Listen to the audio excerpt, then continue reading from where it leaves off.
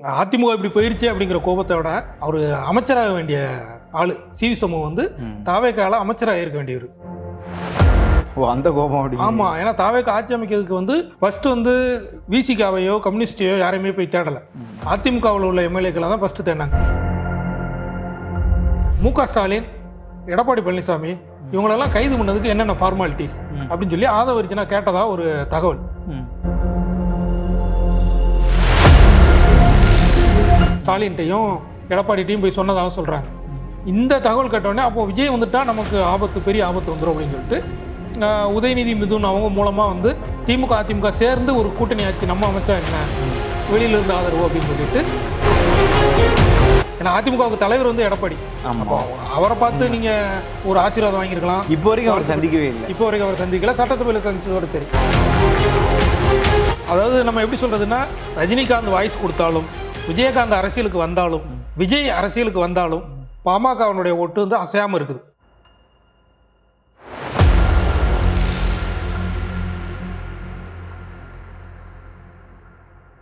Sir வணக்கம், எப்படி இருக்கீங்க? வணக்கம், நல்லா இருக்கேன். நல்லா இருக்கீங்களா? நல்லா இருக்கேன் சார். சொல்லுங்க சார். தொடர்ந்து நம்ம பல்வேறு அரசியல் நிகழ்வுகளை பற்றி விவாதிச்சுட்டு இருக்கோம். அந்த வகையில் தற்போது சிவி சண்முகம், அதிமுகவின் சிவி சண்முகம் வந்து எடப்பாடி பழனிசாமி அவர்கள் வந்து கடுமையாக விமர்சனம் பண்ணியிருக்காரு. அதாவது 41 தொகுதியில் ஜெயிச்சதா எடப்பாடி வந்து பெருமையாக பேசுகிறாரு. 47 தொகுதியில் ஜெயிச்சதா இப்போ எடப்பாடி பெருமையாக பேசுகிறாரு.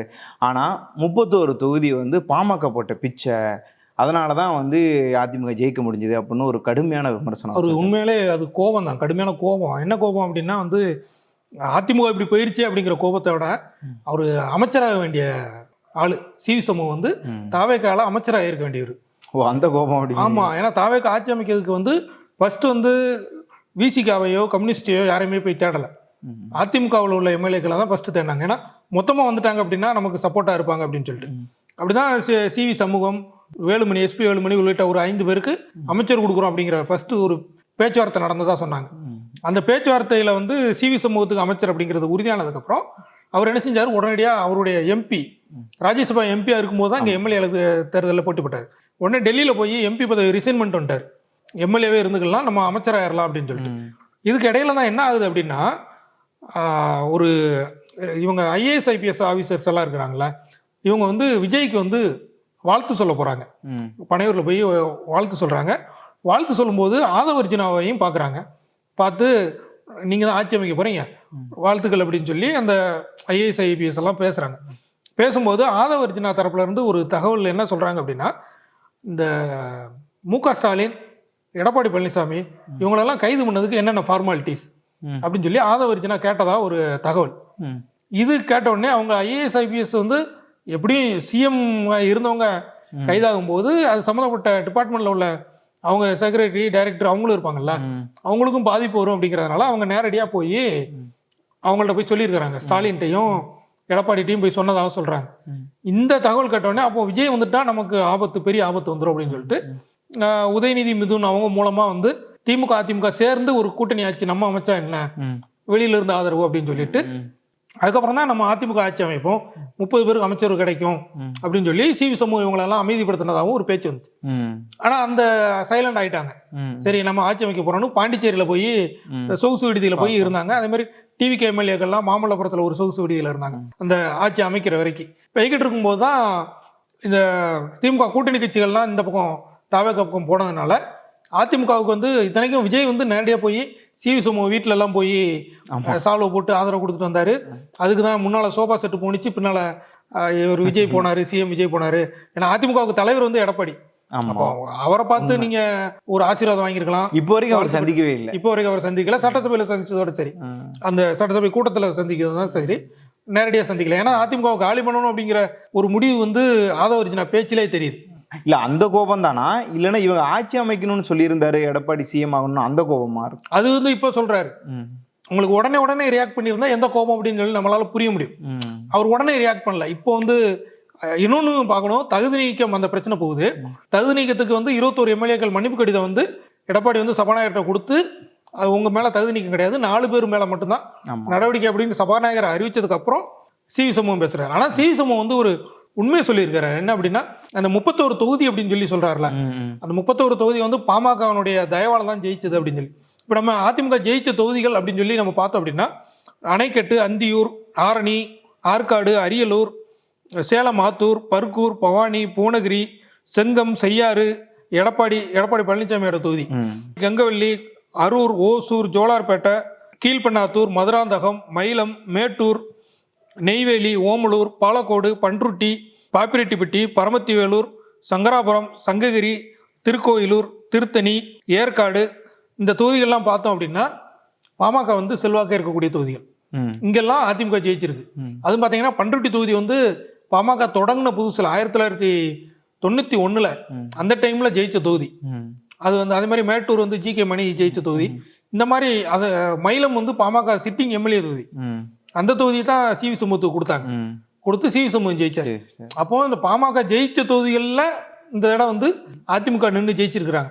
அப்ப இப்படி பார்க்கும்போது பாமக தயவுல தான் அதிமுக ஜெயிச்சது அப்படின்னு சொல்லி சொல்றாங்க. இப்போ கூட்டணி அப்படின்னு பார்த்தோன்னா அப்படி பார்த்தோன்னா பாமக ஜெயிச்ச 4 எம்எல்ஏவும் அதிமுக தயவுல ஜெயிச்சாங்க அப்படின்னு சொல்லலாம். ஆனா பாமக இல்லைன்னா அதிமுக காலியா இருக்கும் அப்படின்னு சொல்லி சி.வி. சண்முகம் சொல்றாரு. அது நம்ம அப்படி பார்க்க முடியாது. ஏன்னா இப்போ மற்ற மாவட்டங்களில் ஜெயிக்கலையே தவிர பெரும்பான்மையா ஓட்டு வாங்கியிருக்கிறாங்க. 1.25 கோடிக்கு மேல வந்து அதிமுக ஓட்டு வாங்கியிருக்குது. பெரும்பான்மையான இடங்கள்ல 2வது இடம் வாங்கியிருக்கிறாங்க. அப்படி பார்க்கும்போது வந்து அதிமுக செல்வாக்கு இருக்குது. ஆமா சார். அதாவது எதிர்கட்சியாவும், அதாவது போனதுல எதிர்கட்சியா இருந்தவங்க தாவைக்கு வந்ததுக்கு அப்புறம் பின்னாடி திமுக இருக்கு, அதுக்கு பின்னாடி அதிமுக இருக்கு. அப்படி இருந்துமே அவங்க வந்து இவ்வளவு ஒரு வாக்கு வாங்கி இருக்குது பெரிய விஷயம் தான். இப்போ தாவேகா வந்த உடனே அதிமுக காணாம போயிரும் அப்படின்னு தான் சொன்னாங்க. திமுக வந்து எதிர்கட்சியா வருதோ ஆளுங்கட்சியா வருதோ தாவேகா அவர்கள் வந்து அதிமுக தான் காலி பண்ணும் அப்படின்னு சொல்லி சொன்னாங்க. ஆனா அதிமுக நிலைச்சு இருக்கு. 1.25 கோடிக்கு மேல ஓட்டு வாங்கி இருக்கிறாங்க. 47 எம்எல்ஏக்கள் பெற்றிருக்கிறாங்க. ஆனா நம்மளோட வந்து பாமகவனுடைய வளர்ச்சியை வந்து நம்ம சும்மா சொல்ல முடியாது. ஏன்னா பாமக வந்து தொடங்கின காலத்துல இருந்தே வந்து முதல் தேர்தலே வந்து ஒரு தொகுதி ஜெயிக்கிறாங்க, பன்ருட்டியில ஜெயிக்கிறாங்க. அதுக்கு அடுத்து 2வது தேர்தல் பாத்தீங்கன்னா 1996 தேர்தல் வந்து ரஜினிகாந்தனுடைய வாய்ஸ் வருது. சரியா, ரஜினிகாந்த் வந்து ஜெயலலிதா ஆட்சியை அகற்றணும், இந்த இனிமே இந்த ஆட்சி வந்தோன்னா ஆண்டவனால கூட தமிழ்நாட்டை காப்பாற்ற முடியாது அப்படின்லாம் டைலாக் பேசி அவன் மூப்பனார் தமிழ் மல்ல காங்கிரஸ் ஆரம்பிக்கிறாரு. கலைஞர் கருணாநிதி தலைமையில தேர்தலை சந்திக்கிறாங்க. மிகப்பெரிய வெற்றி கிடைக்குது.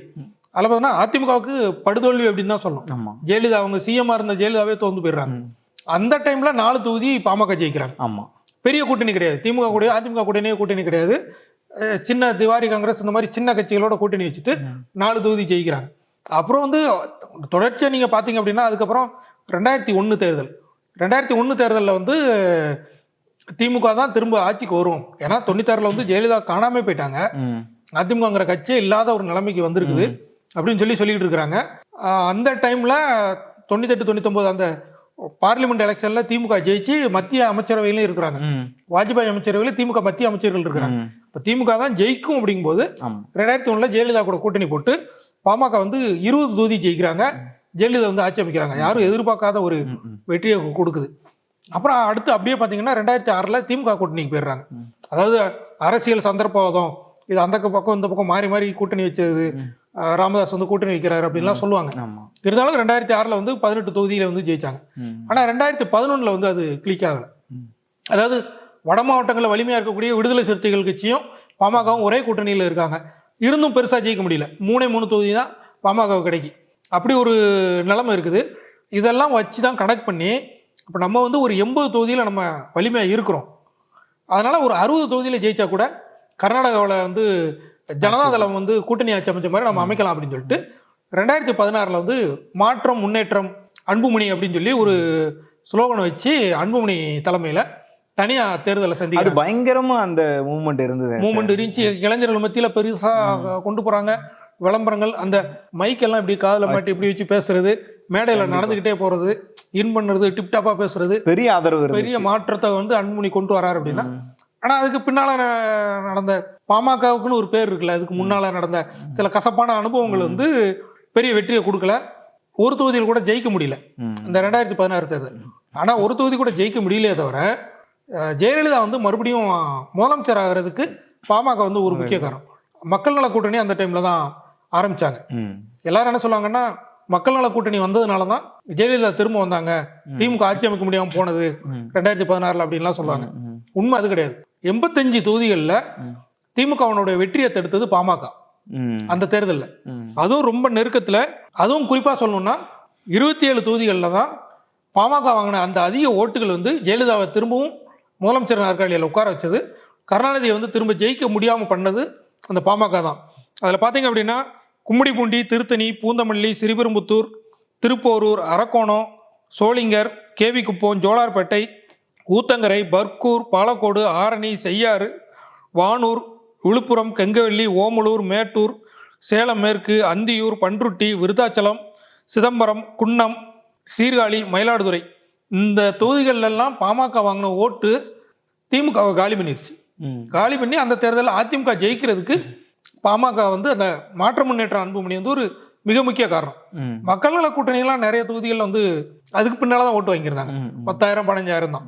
நிறைய தொகுதிகளில் 2ஆம் இடம் வந்து பாமக வாங்கியிருந்துச்சு. இப்போ சி சண்முகம் அவங்க பேசுனதுல வந்து இதெல்லாம் மையப்படுத்தி தான் என்ன சொல்றாருன்னா, 2021 5 தொகுதி தான் பாமக ஜெயிச்சாங்க, 2026 4 தொகுதி தான் பாமக ஜெயிச்சாங்க.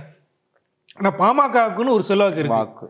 அதாவது நம்ம எப்படி சொல்றதுன்னா, ரஜினிகாந்த் வாய்ஸ் கொடுத்தாலும், விஜயகாந்த் அரசியலுக்கு வந்தாலும், விஜய் அரசியலுக்கு வந்தாலும் பாமகவனுடைய ஓட்டு வந்து அசையாமல் இருக்குது. அதை யாராலும் அசைக்க முடியல. அது சொல்லலாம், வன்னியர் சாதியா வந்து ஒருங்கிணைச்சு வச்சிருக்கிறாங்க, சாதிய ஓட்டு அப்படின்னு கூட சொல்லலாம். என்ன சொன்னாலும் 1996 ரஜினிகாந்த் வாய்ஸ் கொடுக்குறாரு, 2006 விஜயகாந்த் அரசியல் என்ட்ரி ஆகுறாரு, 2026 விஜய் புதிய அரசியல் கட்சி தொடங்குறாரு. இப்படி யார் வந்தாலும் பாமக ஓட்டு வந்து அப்படியே இருக்குது. அதனால தான் வந்து பாமக உடைய செல்வாக்கை வந்து அதிமுக பயன்படுத்திக்கிட்டது அப்படிங்கிற அர்த்தத்தில் அவர் சி.வி. சண்முகம் சொல்கிறாரு. ஆனால் இன்றைக்கி அதிமுக என்ன ஆகிப்போச்சு அப்படின்னா, பாமக வன்னியர் கட்சி, அதிமுக கவுண்டர் கட்சி. வன்னியர் கட்சி கவுண்டர் கட்சி சேர்ந்தால் இந்த அரக்கோணம், வேலூர், விழுப்புரம், மயிலாடுதுறை இந்த பக்கம்லாம் ஜெயிச்சிடலாம் அப்படிங்கிற ஒரு நிலைமை உருவாகிட்டு அப்படின்னு இருக்கிறாங்க. எல்லாருக்குமான கட்சியா மாறணும் அதிமுக அப்படிங்கிற அடிப்படையில் சி.வி. சண்முகம் சொல்கிறாரு. அவருக்கு அமைச்சர் பதவி கிடைச்சிருந்தா இப்படியான விமர்சனங்கள் வந்திருக்காது. திரும்ப அவங்க சுய பரிசோதனை செய்வாங்க, செஞ்சு அதை ஒரு பழையபடி எம்ஜிஆர் ஜெயலலிதா இருக்கும்போது எப்படி அதிமுக இருந்ததோ அது மாதிரியான ஒரு நிலைமை உருவாதுக்கு வாய்ப்பு அதிகமாக இருக்குது. சார், இப்போ நீங்கள் இவ்வளோ தூரம் சொன்னதை வச்சு பார்த்தீங்க அப்படின்னா அதிமுக கண்டிப்பாக மீண்டு வரும் அப்படின்னு தான் சொல்கிறீங்க, நம்பலாம்? அதிமுக வந்து மீண்டு வரும் அப்படின்னு எல்லாரும் நினைக்கிறாங்க. ஆனால் எடப்பாடி என்ன சொல்கிறாருன்னா, நம்ம ஸ்ட்ராங்காக இருக்கிறோம் 1.25 கோடிக்கு மேலே ஓட்டு வாங்கிட்டோம், இவ்வளோ எம்எல்ஏ இருக்கிறோம், ஸ்ட்ராங்காக இருக்கிறோன்னு எடப்பாடி நம்புறாரு. தொண்டர்களும் நம்புறாங்க, ரெட்டலை இருக்கிற வரைக்கும் அதிமுக அசைக்க முடியாதுன்னு நம்புறாங்க. மத்திய அரசு அதாவது எல்லாம் மேலே இருக்கவும் பார்த்துக்கிற மாதிரி என்ன நினைக்கிறாங்கன்னு தெரியல. அதிமுக வந்து உறுதியாக இருக்கும், அதிமுகங்கிறது இருக்கும். தவேகனுடைய செயல்பாடு பொறுத்து எப்படி மாறும் அப்படிங்கிறத நம்ம பார்க்கலாம். எடப்பாடி அவர்களோட வலிமையை பொறுத்த வரைக்கும் நம்ம பார்க்கோம்னா கண்டிப்பாக அதிமுக மீண்டு வரும் அப்படிங்கிறத நம்ம பார்க்கலாம். ரெட்டலையோட வலிமையை பற்றி பார்க்கும்போது அதிமுக வந்து அசைக்க முடியாத சக்தியாக இருக்கும். கண்டிப்பாக பொறுத்திருந்து பார்க்கலாம் அதிமுக எப்படி மீண்டு எழுகிறது அப்படிங்கிறத. உங்களோட தகவல்களுக்கு நன்றி.